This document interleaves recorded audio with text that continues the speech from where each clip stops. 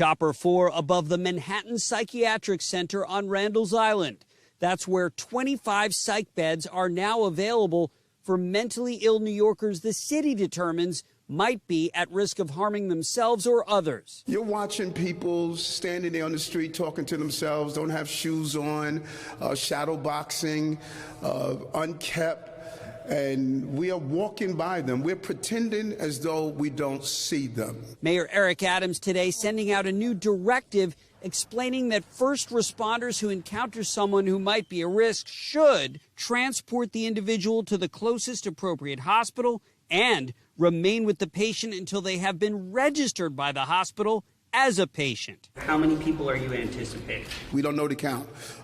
We know there are far too many. New training for outreach teams started today. The deputy mayor in charge said skilled counselors can convince reluctant people to get evaluated. After a lot of times we see that when you really engage people and say, come on, buddy, I need you to come to the hospital with me, that if you're patient with people and if you engage them, you can get them to go to the hospital. Key questions remain. Where will the city find other beds? The state has pledged 50, but hundreds of other beds the city operates inside hospitals have been closed in the pandemic. And homeless policy experts say the new strategy fails to increase mental health services for those who do want help, while overstating the risk of those who don't. Mayor Adams is really feeding into a harmful narrative that people who are dealing with mental health challenges and people who are without housing are dangerous.